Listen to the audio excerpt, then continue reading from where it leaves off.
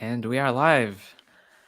Hello, everyone. Welcome to Deep Learning Sessions Portugal. Thank you for joining our first interactive slash challenge event. Today we have Morgan with us, and we'll do about 15 minutes of talk, followed by the challenge prepared by Morgan and some Q&A at the same time. So you are free to add comments, questions, etc. Please write down on the YouTube comment section. So Morgan McGuire is a growth ML engineer at Weights and Biases. He has a background in NLP, natural language processing, and previously worked at Facebook on the safety team, where he helped classify and flag potential high-severity content for removal. Morgan, the stage is yours. Nice one. Thanks, Rob. Hi, everyone. Super excited to kick this off and welcome. So I think the structure is we'll give a quick run through of kind of weights and biases and, some idea of how we can help with reproducible machine learning, be it like research or for like when you're working in teams in companies. And then, I think we can get straight into like running a quick competition. I have a collab that we'll share out and we can start running that, doing some training and logging things to weights and biases. So I'm just going to share my screen here.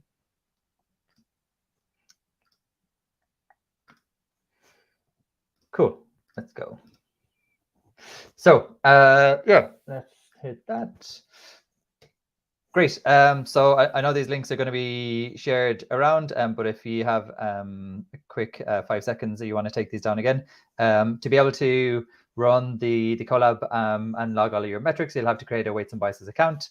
And then in the link to the collab is there as well, but they'll be in the comments below as well. So I'll move on. Cool. So a quick overview of weights and biases and the problems we're trying to solve. And so we see a lot of people today struggling to keep track of their machine learning experiments, and especially when they're working in teams, be it in like research groups or in like companies. When one person leaves that group, often it causes a lot of issues in terms of like, people don't know where the model weights are stored, where the results are, which was the best model, what was tried. Everyone has their like unique way of like logging things. Like in the slide here, you can see like a lot of people log a bunch of things in Google Sheets. Some people have like little custom functions to log like text files to like named folders with a bunch of like hyperparameters in the name. And so there's no consistency. And a lot of these systems are like quite fragile and kind of often dependent on like a single user, and there's a single point of failure. And so this just like results in like slower training and experimentation for like your models, and also results in potentially like lost work and overspend on training especially if you've lost the results of an experiment and you need to rerun it. So weights and biases is here to try and like tackle these issues. And so the first product that we launched, and it's still our bread and butter, still what most people know us for, our experiment tracking. And so here, and I'll show you some like live dashboards later, we won't spend too much time in the slides. But basically here, you can like with just like a couple of lines of code, see the results of all of your experiments, the hyperparameters that was used to train each one, and you can do some exploration around what the influence of different hyperparameters were for a different experiment. We also you also get free system metrics. By free, I mean you don't have to like add additional code. If you're running weights and biases, it'll also pick up what your GPU is doing, so you can understand if you're fully utilizing your resources. About a year ago, or rather like 9 months ago, we launched weights and biases tables, and so that just helps you like understand and visualize your data a little easier. And so you can see an example on the right there where you can basically do some like really nice interactive model evaluation to, for example, like group by the predictions you have for a particular like class, like if you're doing classification, and then understand the performance of your model across all of those classes, which sometimes can be difficult if you're dealing with rich media like images or audio or video. It can be hard to like quickly iterate through samples like that, and so tables like unlocks a nice feature there. We also have reports, and we can take a quick peek at those later as well. And so like reports let you share, you know, anything from like quick little notes like, hey, look at this graph, to kind of more polished you know, reports at the end of your experiment when you're like summarizing your results. Some people also like to use reports as dashboards. So instead of showing someone, you know, the entire like suite of like 20 like metrics you're tracking, you can put it in you know, just 3 or 4 of them in a report with a bit more context, and then share that with someone you're working with, or like a manager, or like executives and things like that. And it makes it more digestible for them. And so, yeah, I mentioned we like weights and biases also logs all of your configurations and hyperparameters, and you can see like an example of that here. We don't have to spend too much time on it now. The last thing, kind of main thing I want to get across is that weights and biases is also framework agnostic, and so like we want, you know, just to be a couple of lines in whatever code you're using on whatever infrastructure you're using, so you can just add it, forget about it, and get on with like training your models. And so we have integrations into all of the main popular ML libraries, as well as a long tail of smaller ones. And we also run, like it says here, on, you know, any cloud infrastructure you're using, GPUs, TPUs. If you're using like graph core machines like IPUs, we support those too. Yes, and so this is like essentially at its core. This is the basis of what you need to get started with weights and biases, just to give you a mental model of how we approach experiment tracking.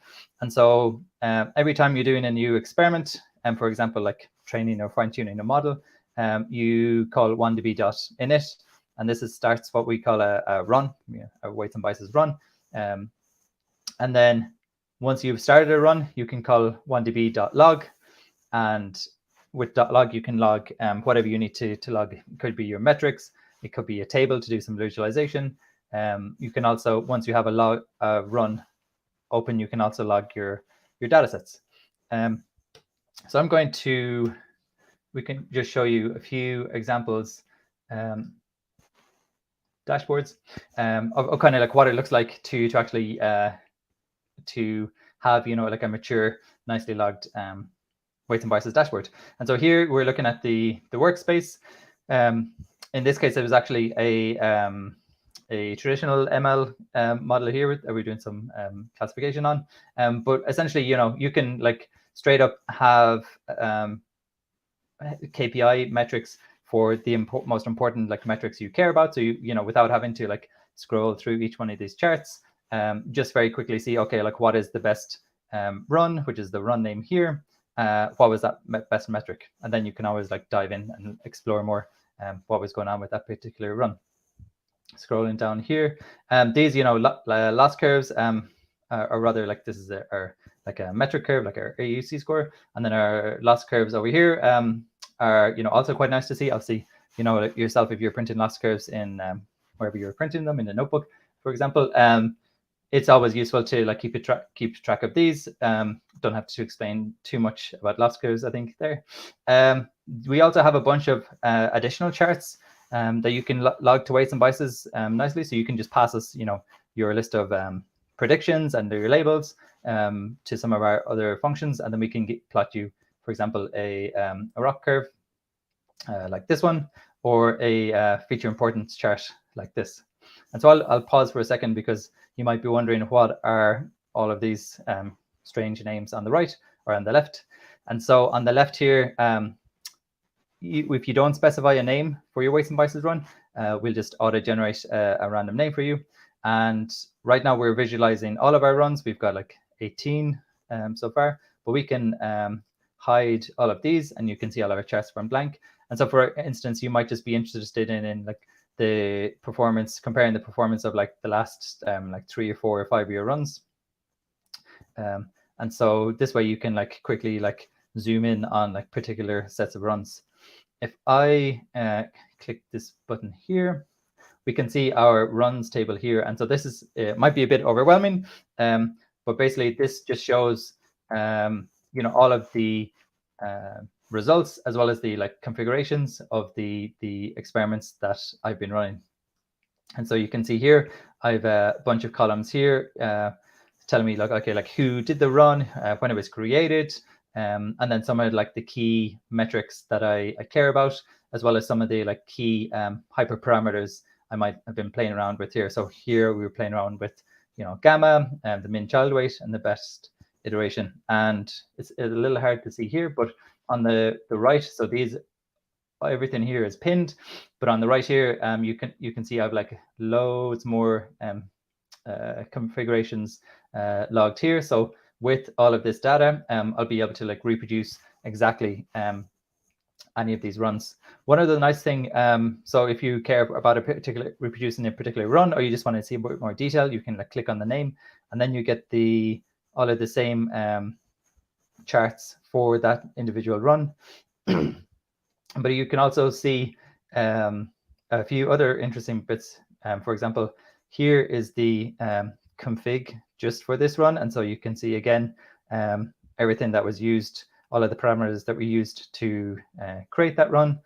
You can see all of the summary metrics that might have been generated from this run. So we've got like, for example, the scores here, the like final scores from the model. We can also see if, for example, this was created in a colab, and there's actually a link to a colab there that you can go check out. And then finally, if you have turned it on in the user settings, you can also see the code, the actual code that generated this. So it could be a script, a Python script, or a notebook. And so obviously this is off by default for privacy reasons. But if you turn it on, Weights and Biases can then like pick up the code you used, and so you can see exactly, not only the configuration of the model, but actually like the code that generated it, and so really like ties the loop for you in terms of being able to like reproduce everything about this model. So I'm going to go out here. Oh, sorry, wrong place. So we're going to go try this again.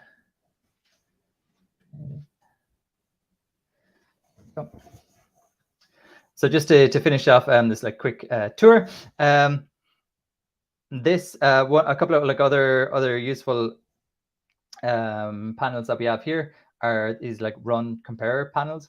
And so here basically what it's doing is comparing for each of your different runs, the configuration for each, and I've got it toggled on to only show the like differences. So this helps you like really quickly see, okay, what were the differences between each of these runs? Like what did I change when I was like experimenting with them? And you can see like our gamma was different here, like the learning rate was different for between the different runs, like milk child rate. So this is like a really quick way just to get like an overview of like the main differences between these runs. So that's what a kind of more mature workspace might look like when you're kind of doing like individual experimentation and tweaking.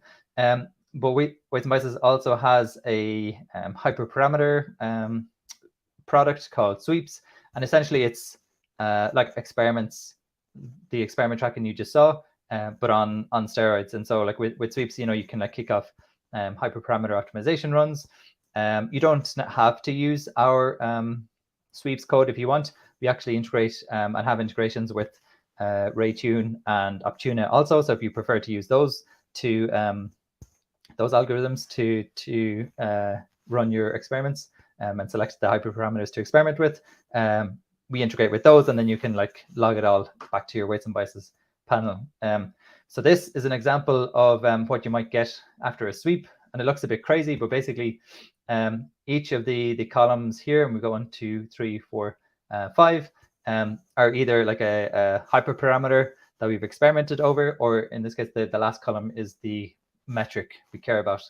And so this basically shows, for if we zoom out on one, for this particular experiment, we used these hyperparameters, I don't know if you probably can't read it, sorry, it's a bit small, but like early stopping rounds was 40, gamma was like kind of 0.95 looking at it, learning rate was 0.9, etc., and that resulted in a pretty low AUC score for our validation set, which isn't amazing. So this is might look kind of cool, but also look is kind of noisy.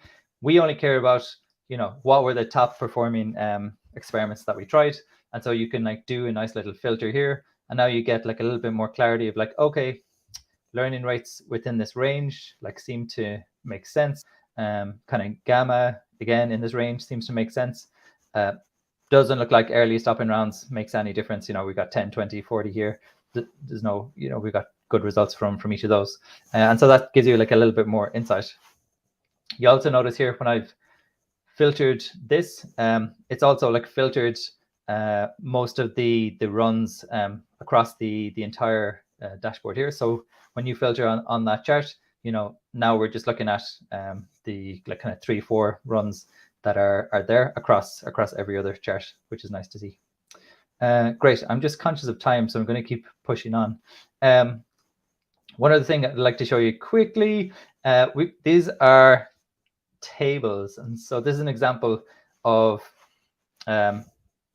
where we have trained a model, run some predictions on it, and logged the scores for each one of the classes that we're predicting of.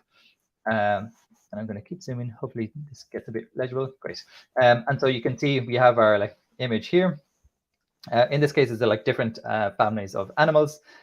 We have the prediction column here, and we have the truth here, and then we have the actual like score, the probability score from the model for each one of these classes. We can scroll over there. So that's okay, like mildly interesting maybe. But maybe like you want to explore, okay, like what do the most the highest like scores for like amphibia look like for like the predictions, and you can say, okay, yeah, like really high scores for amphibia. We see lots of like frogs. This makes sense, but again, okay, but I can also like source tables in lots of other places, Morgan. So one nice thing that you can do is that you can also for example like filter what am I going to do? Actually, no. So say we want to look at the incorrect predictions. So we want to insert a column here. And basically what you can do is say, okay, we want to know when the guess column is not equal to the truths column. Call that incorrect guesses. And you'll see like tables already makes a guess that, okay, like this is going to return a Boolean data type for this column here. So we can just click away. Great, sorry. Cool. And now you see, because we are sorted by like the amphibia score, all of these are correct guesses, but we can sort here and take a look at some examples of when the guess was like incorrect. And so you can see here, for example, again, remember the in this case, we're looking at the ground truth was like an amphibia, whereas here we predicted like a reptile, and that's like fair enough because this kind of looks like maybe like a lizardy kind of thing. Here, again, the truth is like amphibia, like again, like frogs. Here, the model is predicted like a mollusk. It's kind of like wet and slimy, like maybe that's a fair guess. So you can like do some exploration like that. But you might care about, okay, like per class, how are we doing? And so you can like group by the classes in your truth column like this. And then you can see, again, distribution of the guesses. If I write it a little longer, sorry about that. Go away from there. Yeah, you can see the distribution of guesses for each one of this class. And so like you can see, okay, we're looking at the ground truth as amphibia. We have a bunch of guesses for and predictions for like amphibia. Model is doing like pretty good there. Again, looking at animalia, bunch of predictions for animalia, pretty good. But we have like a lot more predictions for like also these like mollusca than we did, you know, for like say the second most common prediction for amphibia. So okay, like the model might be struggling with these. Again, the situation gets a little bit worse here. There's like more confusion between like the arachnids and the insects, which again like makes sense, like lots of things with like multiple legs.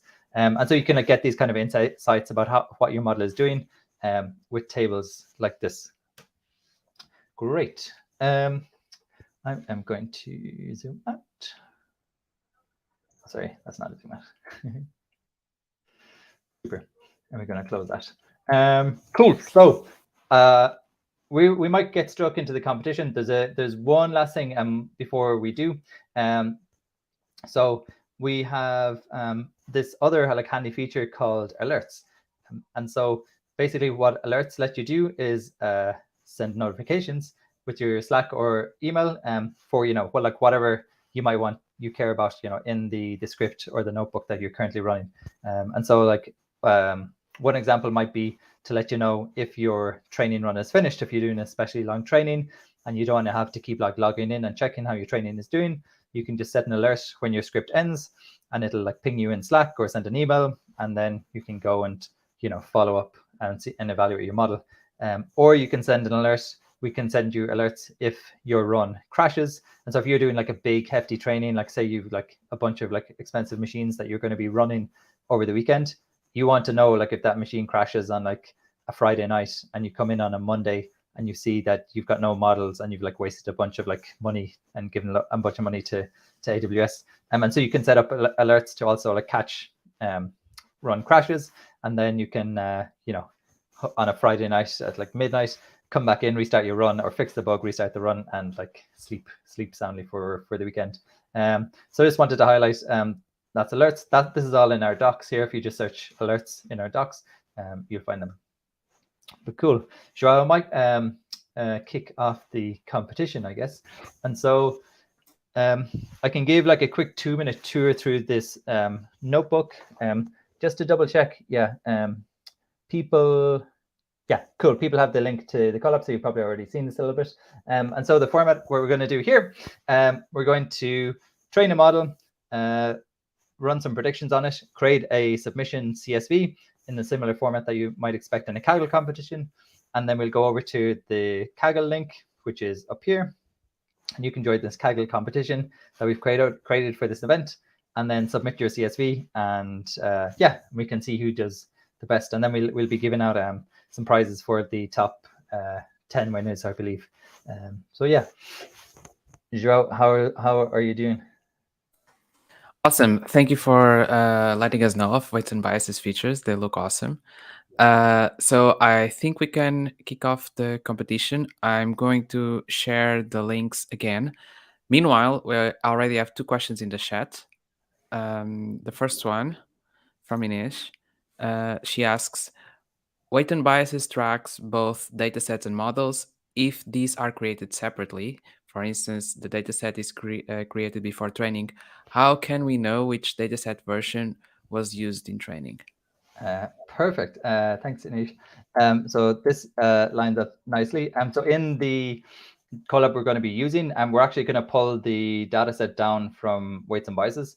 And so like for folks who don't know, artifacts is the name we call to like the our like dataset and model versioning product. And so basically after you create a weights and biases run as usual, you then call this 1db.use artifact.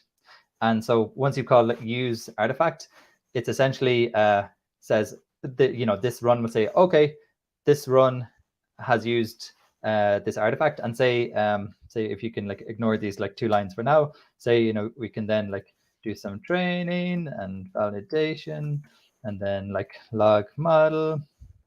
And we go through all of these steps and then you finish your run.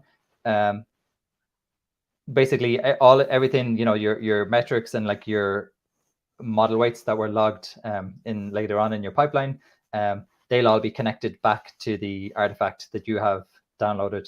And so the nice thing you can see here as well, you can just call use artifact, but you don't necessarily need to like download it to your machine. So for example, if you have done some like heavy data pre-processing, and it's already on your machine, like ready to go, you can log that to weights and biases.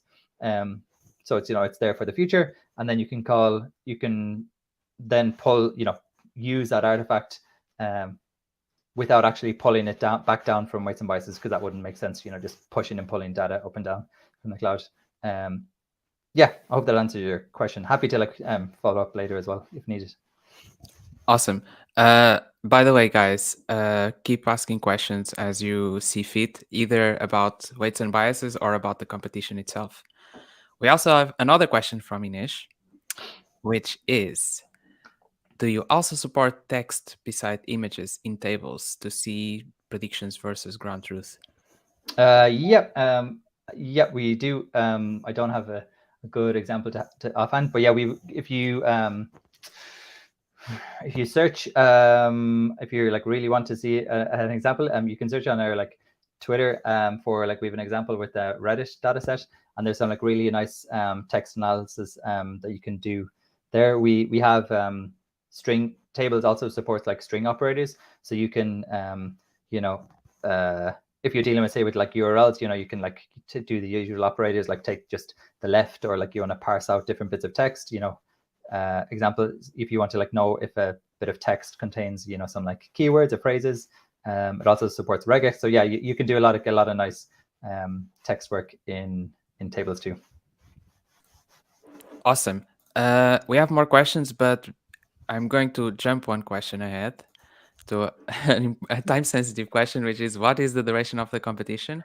I would say let's do it for 45 minutes. Then we'll take a screenshot of the top entries, and the top 10 will get a prize from Weights and Biases. Does this sound right, Morgan? Yeah, perfect. Yeah, so if you want to, you have the colab link there.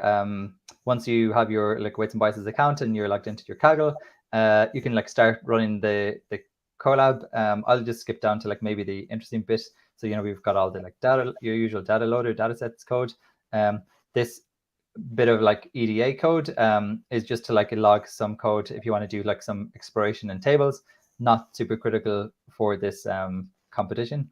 And then you can get straight into the code, pull down a model, play with the hyperparameters. We've got a training loop here. So once training is done, the model is saved both locally and then also pushed to weights and biases if you ever want to pull down those model weights again. And then most importantly, we need to generate our predictions on the test set and get our submission CSV. And so these couple of lines will generate your submission CSV, which you can then download just as usual in Colab. There should be a few dots here, and you'll be able to download your file. For those not too familiar with Colab, and once you download the file, you can then hop over to the competition link, and then hit the submit predictions button, and then that'll let you upload your submissions file, and then hopefully send you straight to the leaderboard. Awesome. We also have another related question, which is, what are the prizes? So we have some weights and biases swag. So we have some nice t-shirts. I think we have pen stickers. I think we have socks. Socks are pretty nice, to be honest. Don't quote me on that. I'm pretty sure we have the socks, but definitely have pens, t-shirts, stickers for all the winners. Awesome. I'm going to prioritize support-related questions because they might block the development of the competition, and then I'll go back to more theoretical / product questions. So we have this question from Raul. I logged into Weights and Biases using GitHub and ran Colab. I'm not sure whether I gave authorization, but I see runs on Weights and Biases dashboard. What am I missing?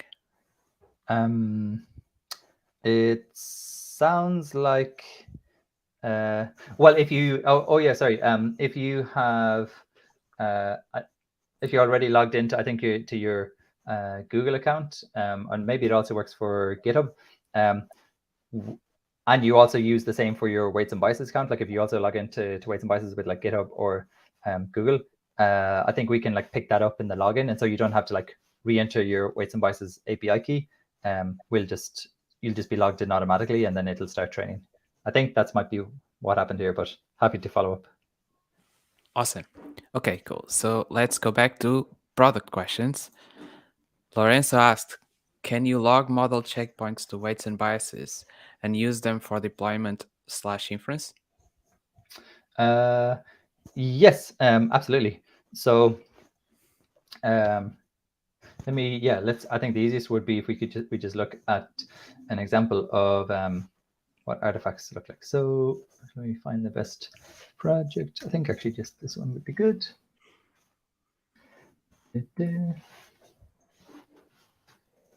So here's the project here. So this is an example of like artifacts where I've been like logging the where I logged the competition data, and this is actually where you're downloading the data here. And so sorry, look, we're looking at data sets here, but the same applies to models. And so when you're training a model and doing some checkpointing, say during training, for each checkpoint, we'll log a version of that model. And so artifacts is clever in that it actually it only logs the differences, or like the diffs between each like version of your data sets. So if you're, or models, so if you are if your model basically like hasn't if you haven't trained your model and you upload it again, nothing will get uploaded, but in effect, but there will still be like another version, but it'll just probably refer to the previous version. So basically here you can see I've got like 3 versions of this data set as I was iterating on.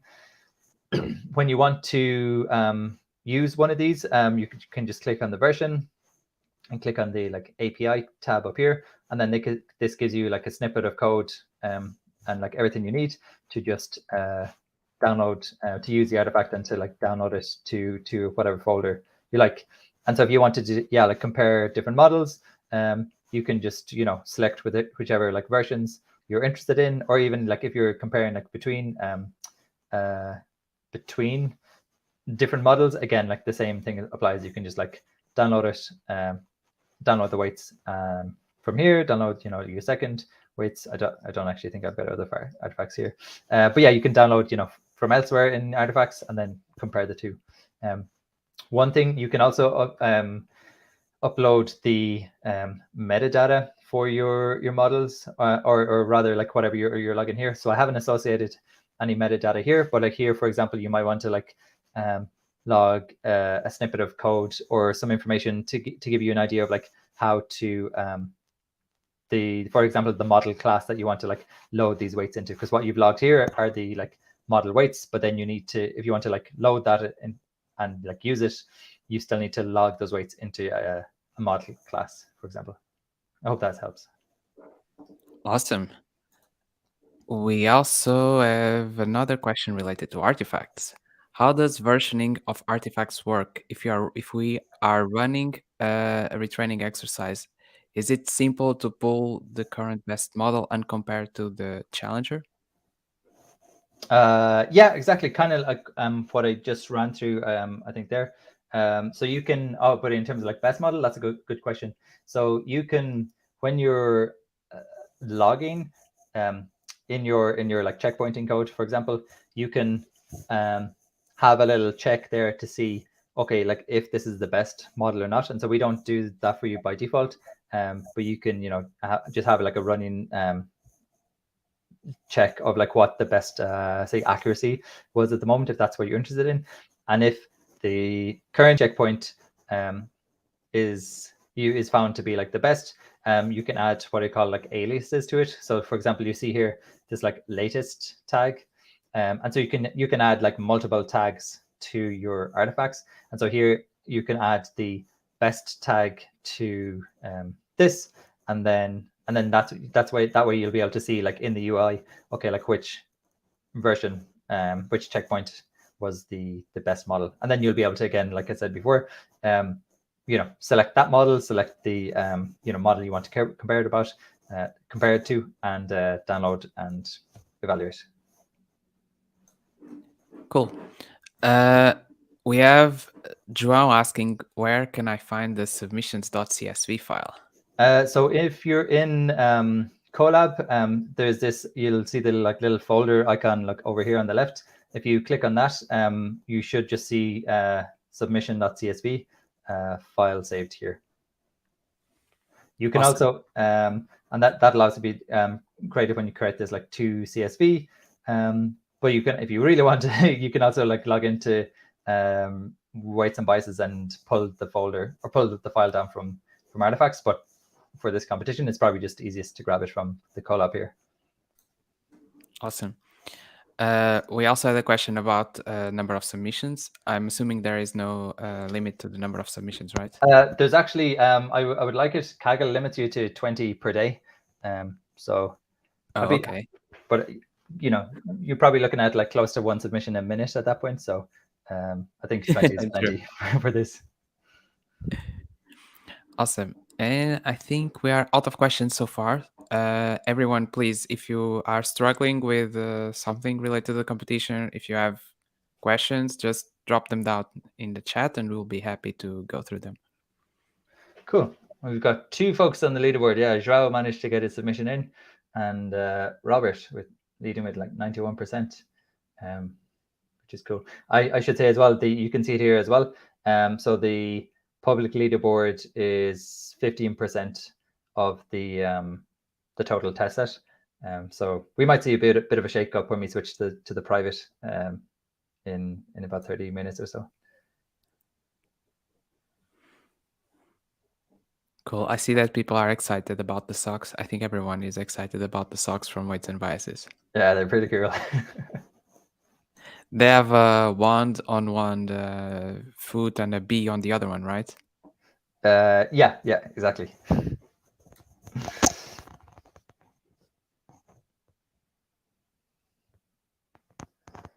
Cool. Yeah. Unless is there any question? No, there are no more questions in the chat so far. If you feel uncomfortable about the silence, either you, Morgan, or anyone else, I'm happy to chat about anything. Yeah. I was just going to ask, because I'm not familiar with the Portuguese ML scene. Are there any interesting Portuguese startups that are kind of like using a lot of machine learning for their product? Yeah. I can talk about a few. I'm sure my answer will be very incomplete.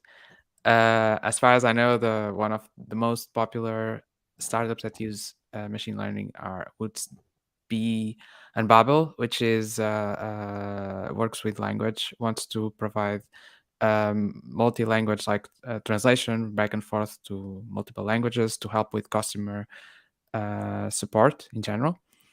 This is an overly simplified description, by the way. If there is someone here from Babel, please give a better answer. There's also FeedsEye, whose objective is to detect fraud using machine learning.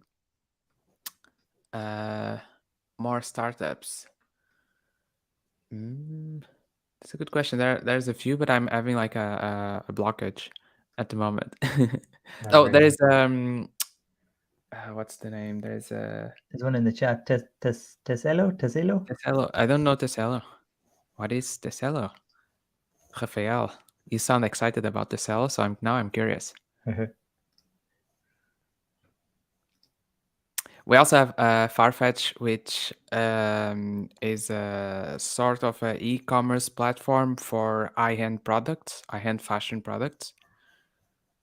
And we have many more. I honestly, I'm losing track.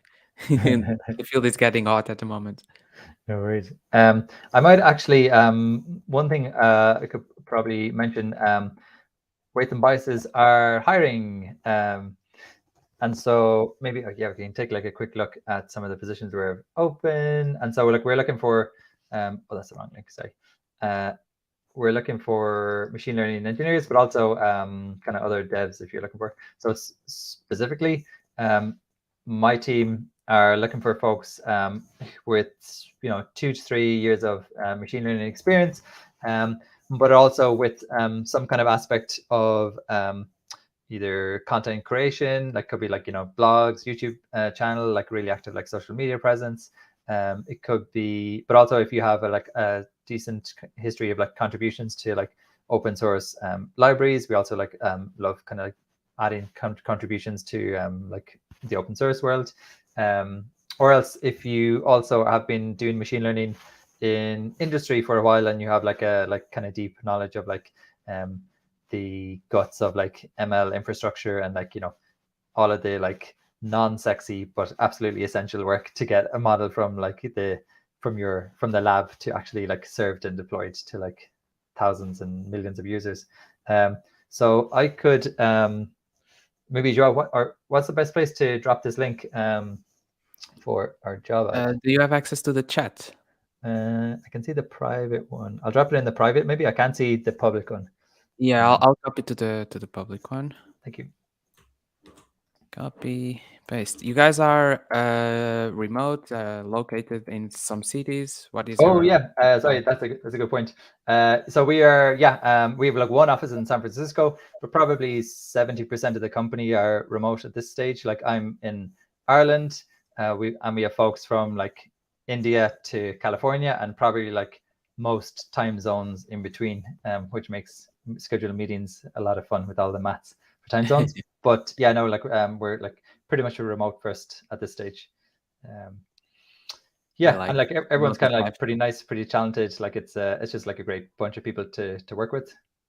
These are just some of the other kind of data, and so our data science team are hiring data engineers, and our engineering team are hiring a whole bunch of people looking for a product growth manager. So yeah, if you're interested, you can also find all of this on the career section on onedb.ai, just our homepage, or I can share my details at the end of this, and we can like set up a quick chat if you have any questions about some of the roles already.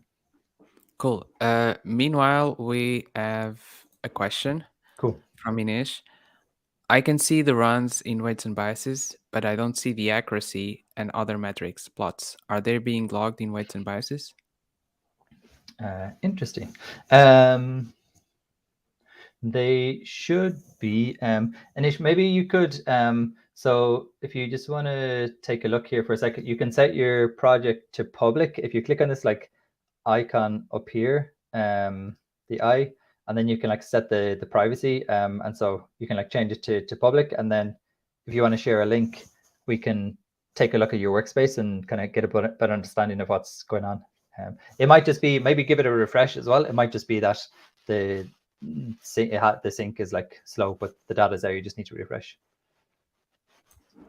Thank you. Inish, let us know if you are able to fix your problem. Joanna gave a better answer than I did about companies in Portugal. Oh, nice. So Portugal has 7 startups to achieve unicorn status. So Farfetch, the one about high-end fashion in 2015. OutSystems, which is about it's kind of no code mostly, if I'm not mistaken. And Talkdesk in 2018. Talkdesk is about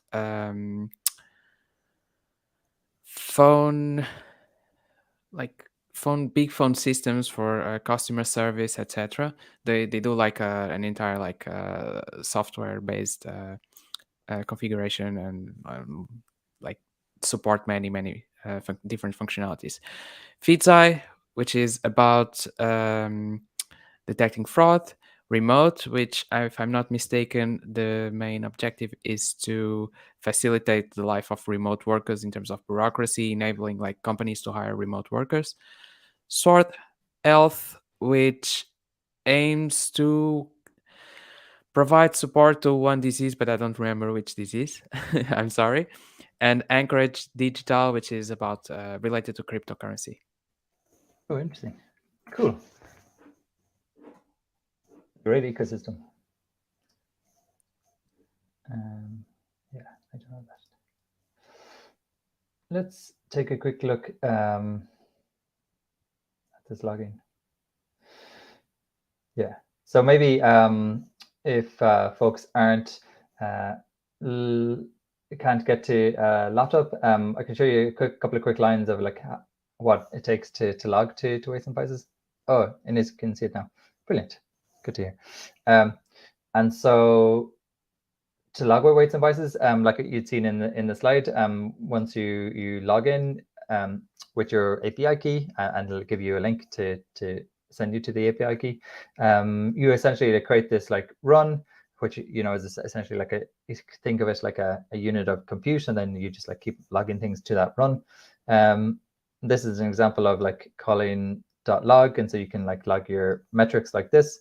And generally, you want to be thoughtful about when you call .log. So for example, weights and biases has like a step that it increments every time you call .log, and you can't log to a step that's already like passed. And so you often want to like either like log everything in the same call to 1db.log so that it all syncs up into the same step, or else there is an argument called commit equals false, and you can call that as many times as you want, and then set that to true, and then it'll log here. This is how you track your configs. And so you just call 1db.config. You can either pass it like this, or you can pass it. It works as accepts dictionary and like key value pairs also. So you can log like that. And then the last thing you can do, like I mentioned, is setting some of these alerts.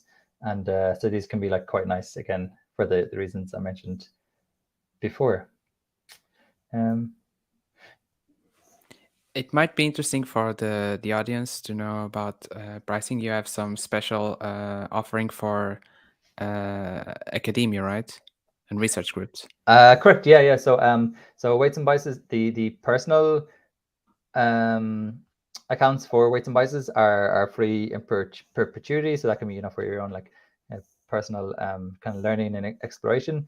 And then for folks in academia, like students or researchers or professors, we offer free teams, again in perpetuity. And so what is a weights and biases team? A team is essentially something that you can like all join, which gives you access to be able to like log to the same workspace. So for example, the workspaces I was showing you earlier, like here, maybe this one, go have it here.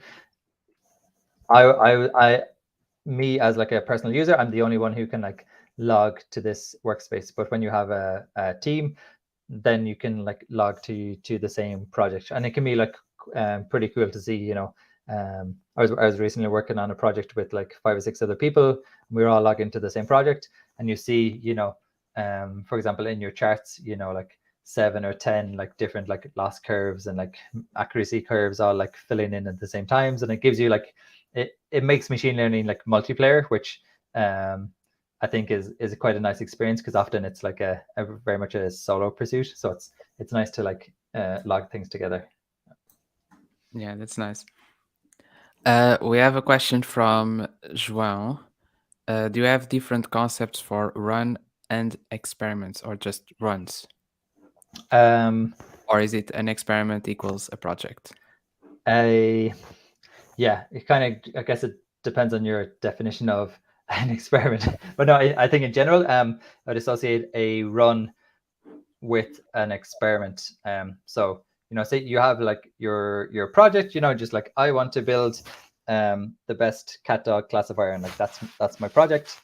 And then within that, you're doing lots of different experiments with different models, with different hyperparameters, and so each one of those experiments would correlate to one weights and biases run. That's typically how people use it. Awesome. What are the future plans of weights and biases that you can share with us? That's a good question. So we have a couple of cool things in the works. So we have a couple of things in beta. So I'm like happy to share those. Yeah. So we'll be releasing this model registry maybe in the next quarter. It should be ready. So basically, this is built on top of artifacts. However, artifacts are super like useful, but they're also like kind of unopinionated in how you use them. And so a lot of people, want a bit more structure in terms of like keeping track of like their models specifically, and in terms of like versioning their models, and also being able to keep track of where those models are used. And so like other tools already do this today, but you can, for example, take a model that you've been working on, and like it can go into like a bucket, like, or an area, called like a staging area basically. And then once you've done like a lot of experiments and you've a bunch of models in your staging area, you can like pick the best one and say, okay, like this is the model I want to put into production. And so in Weights and Biases, you'll be able to, essentially like move that model from staged now to production. And then you can see, okay, this is the model that I've now put into production. And then if you need to come back and check on how that model was trained, or like how its metrics looked in, 3, 6 months, 12 months time, you'll be able to like just like look at the run associated with that model and get all of the rich data before. So I can like, maybe we should just click on this demo instead of me talking, and it goes, okay, we should fix that. Sorry about that. But basically, there'll be a new addition to a new call to or in the API, and so there'll be like a log underscore model call, and similar to like log underscore artifact to log an artifact, but when you log a model, it'll be pushed to your model registry, and then it'll be a bit more opinionated in terms of like how it handles and displays that. So you can see here, for example, the versions for your different like models here, and the status, and so whether it's like in your staging area, or it's just the latest model, or it's in production, and some of the like key metrics. So you can like at a glance very quickly see, okay, like what's the best model in like my model list? Is it in production? No, maybe I should like update the model in production. That is one example. The other is this tool called Launch that we're building out. And so with Launch, you'll be able to essentially, with the example given here, there's like a replay. So you'll be, once you log a model to Weights and Biases, if you pass the training scripts like along with all of your like all the other hyperparameters you trained with, you'll be able to like kick off that training script again, like depending on certain conditions. So like the one example is you've trained a model, you've done some like validation on it, and then you've and then yeah, you're still doing your experiments. But say you go, you annotate a whole bunch of more data, and you want to understand, okay, like now how does that like model that I trained 2 weeks ago do on this like new validation set that I've gathered. And so with Launch, you'll be able to just select the run, and so like the training run, or in this case like the validation run that you did before, you just point that run towards the new data set. In this case, it would be you point it towards like a different artifact data set to validate on, and then click Launch, and it'll then spin up some compute wherever you're like training. So like we won't be doing the training for you, but so you do some, you authenticate with AWS or GCP or wherever you're doing your training. And Weights and Biases, like from the UI, you'll be able to like spin up whatever machine you want on that infrastructure, do the validation, log all the results back to Weights and Biases, and then you can see, okay, cool, my model is better or worse on this new validation set. That's very cool. Yeah. We have a question from Dan. Is there a role assignment for a team, like one person can supervise multiple projects with a team at the same time? Yeah, so you can have in a team, you can have like multiple projects. I want to say unlimited, but like I don't know, at least 100, like loads of projects in a team. There are different like access controls. So there you can have like a team admin or like multiple team admins who would be able to like dictate like, for example, like membership of the team and things like that.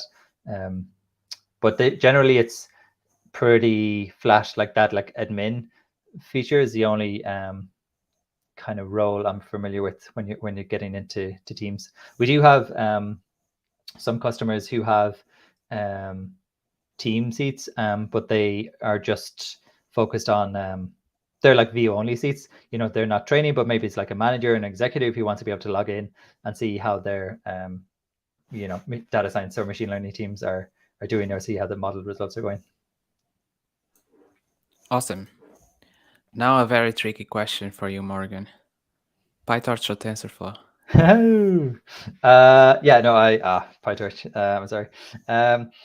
Yeah, I mean, I started with PyTorch. I actually would love to be able to like spend some time to get stuck into TensorFlow. I work with a couple of TensorFlow fanatics, and yeah, they definitely like singing the praises of it, especially with I think TensorFlow and Keras kind of work quite seamlessly with like TPUs, and so being able to do that without having to deal with like XLA and Torch and all of that would be pretty nice, I think.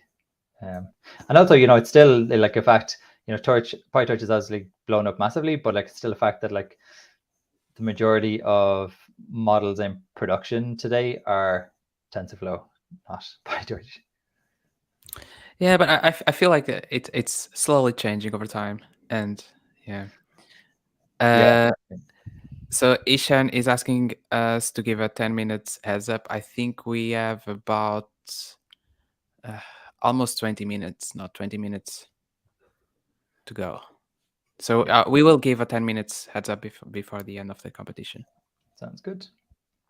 We've got some activity on the leaderboard already. Thiago is in the lead at 93%. Ishan coming up behind quite quickly. This is pretty cool. Awesome. Yeah, you mentioned like TensorFlow, TPUs, and deployment. I feel like there's strong selling point, but sadly, I say sadly because I'm one of those TensorFlow fanatics. Sadly, the cool tools are coming out on PyTorch. Yeah, that's it. Yeah, the ecosystem's kind of been left behind. Although it's interesting. I was looking at a chart of new GitHub stars per month for TensorFlow and PyTorch. And actually, if you look at since maybe December, TensorFlow had been like on the decline, like less stars every month. But since like December, January, February, it had like started to like increase again. That was kind of interesting to see. I'm like wondering if it's gonna make a comeback.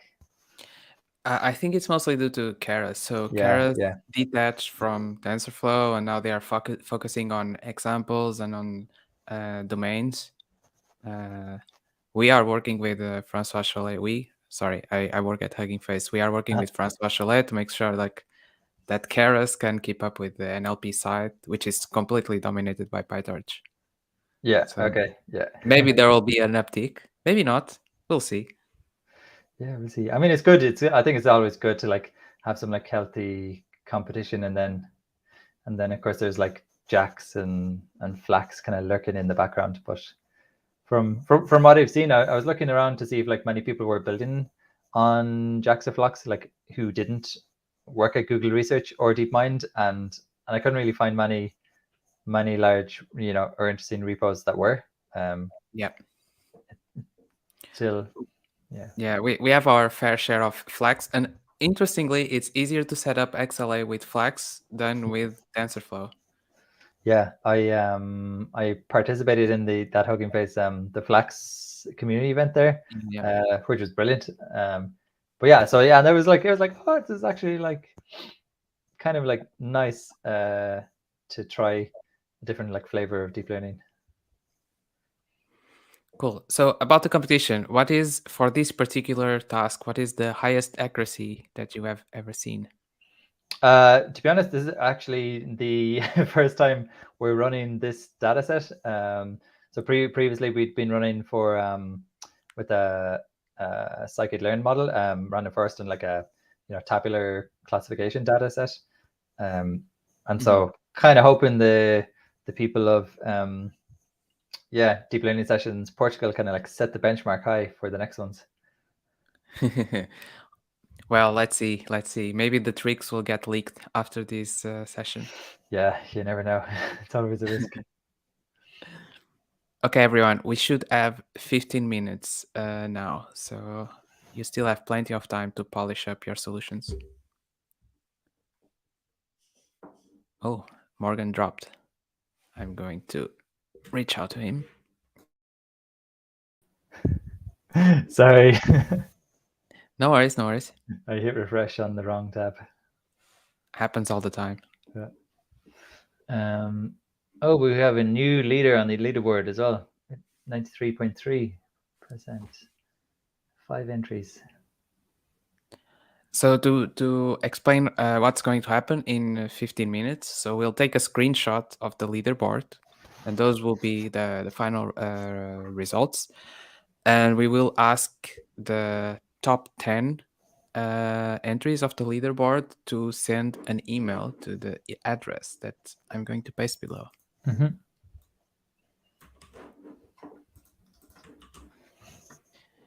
And essentially, you can ask, "Give me swag, please. I was on top 10." Exactly. I'm going to quickly, maybe you can like take a quick tour through all my predictions I'd made before with this data set. Yeah, I think this is the one. Is there a table? Great. So the colab that everyone is working on there, there's an argument to log images, and it, that's set to true. And if you do that, it'll log the all your like validation images as well as the predictions on each one of those. And so we can actually just go to a specific run, maybe. Yeah. We can like see if there's anything like interesting going on in like the predictions from this. Can I ask you to reshare your screen? Oh, sorry, that would make sense. Yeah, apologies. Share this one. Cool. Okay, you can see this. Perfect. Great. So we're back in tables here. And we're gonna maybe we will be curious on again, like I did before, what is the model struggling with? So we want to check the cases when the label is not equal to the prediction. I'm going to call that incorrect. We can click out here. And then we can group by this.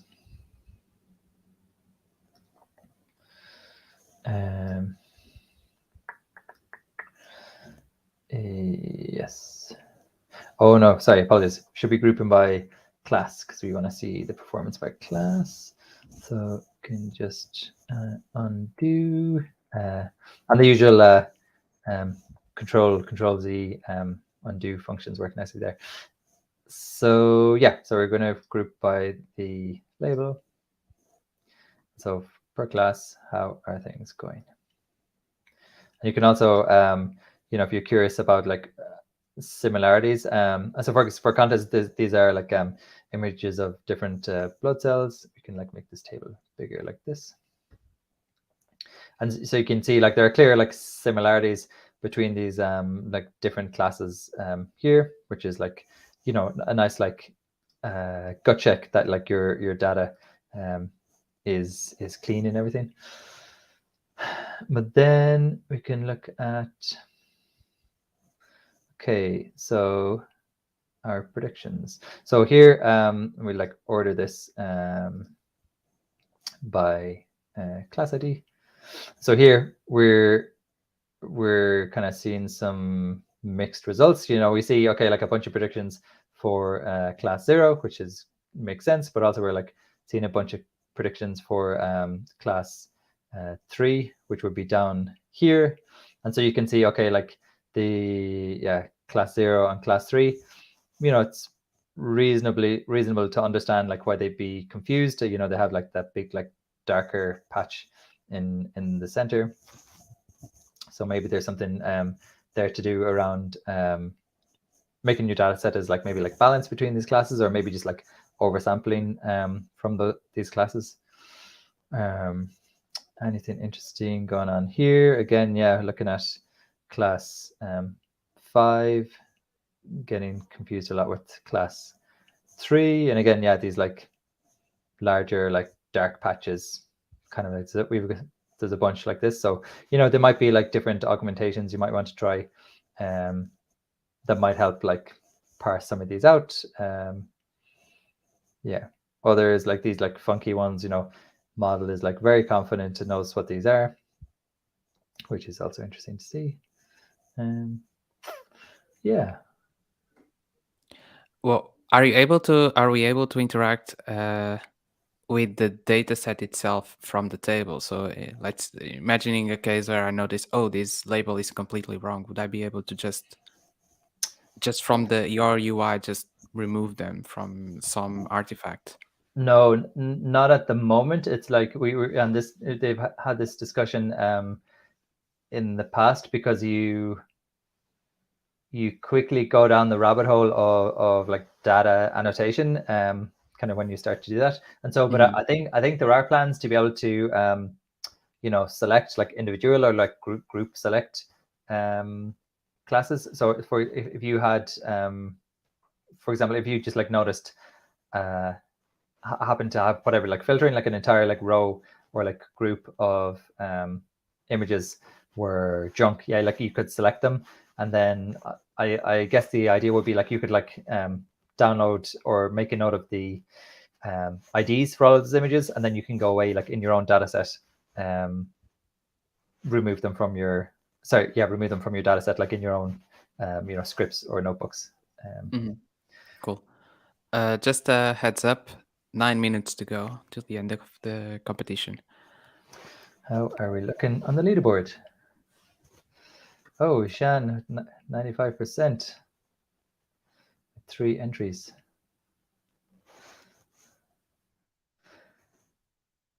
And remember, like I said, this is we're only looking at like results on like 15% of the test set here. So yeah, we could see a bit of a shakeup if folks are like overfitting also.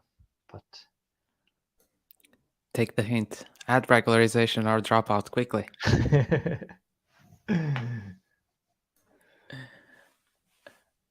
Awesome.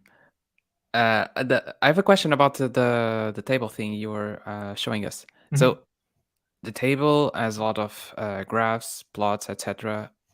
Where does the computation to like generate the table happens? Does it happen on your hand or at the user's hand? This all happens on the weights and biases end. And so right now, tables support up to about 200,000 rows.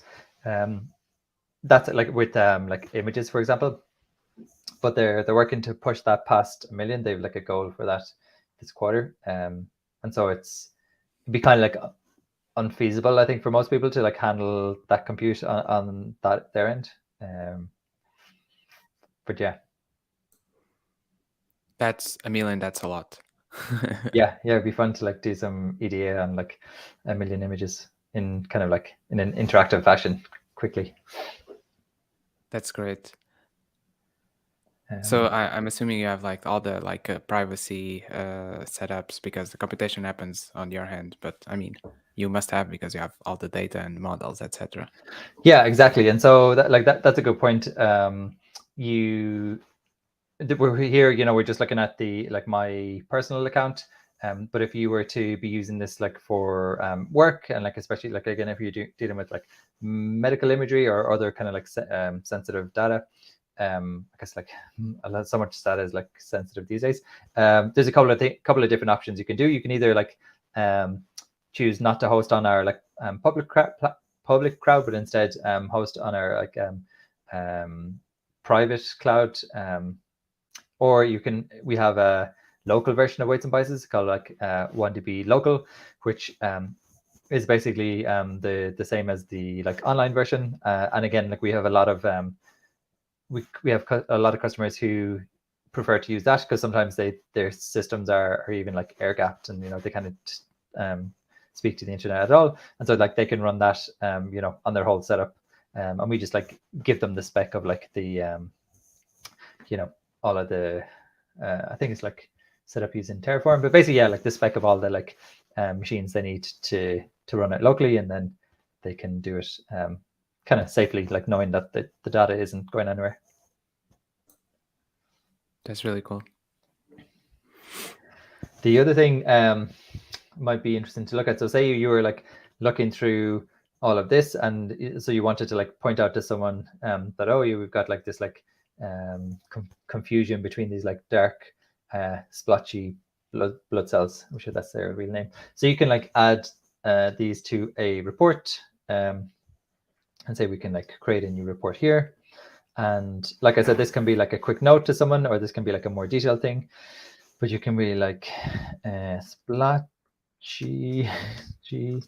blood cell, and then this table that we play with there, is as it is right here for us, like ready to go. And then you might want to be like, oh yeah, and like I noticed that the accuracy for this run was also like kind of weird, and so like maybe I want to like add that. And then because those two are jammed together, it might be clear why you want to do that. So it's like, oh, let's add a bit of a markdown panel between them, and you can be like, do something like the accuracy could have gone higher. And then, I can like save this if I want. I maybe should give that a header, for example. You can say, this looks weird. You can then, if you have like particular things you want to run through, like basically I'm just like showing off this just like any other editor at this stage now. You can save it. You can share it. So I can create like a view only link, and then I can share that with, I'll drop that in the private chat. I can share that with whoever I like around the world, and they can like take a look at the whatever I was trying to like share, and get in touch and like let me know what I'm doing wrong. That's awesome. Heads up, 3 minutes to go. And you guys also have the option to automate these reports, right? Like if I get a new model, it essentially repopulates the same report or the same shape, but with the new model, right? Yeah, correct. So you can see here, you can add, so this run set only like is looking at a single run, but if we were to like edit it, we can pull in, all of the runs from elsewhere. So if we go down here and look for a new, panel grid, here, now we have like access to like all of our runs here. So if we import a panel from this set of runs, say accuracy, now you can see, oh, we've got like all of our accuracy. And again, and then you have like the options, either like as you log new runs, it'll automatically get populated here. Or, if you just want to like share a bit of analysis or like a few thoughts from like a moment in time, you can hit this like freeze button, and essentially it just adds a filter, for this like moment in time. And then now, despite logging new runs, this won't get updated. That's very cool. So 2 minutes to go, guys 2 minutes and to go. gals. Last submissions. I'm looking forward to seeing this private leaderboard. So the public leaderboard contains 15%, right? And the private would include 100%. Correct. Yeah. So Ishan is leading out front. We'll see if he has cracked it or if he is overfitting. 1 minute to go.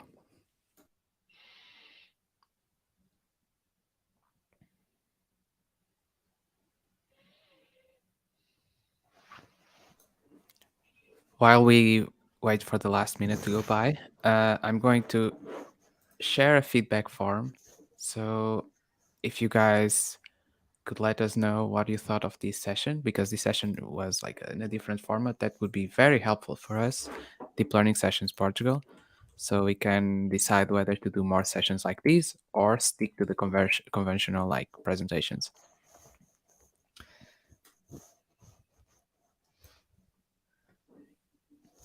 Last seconds.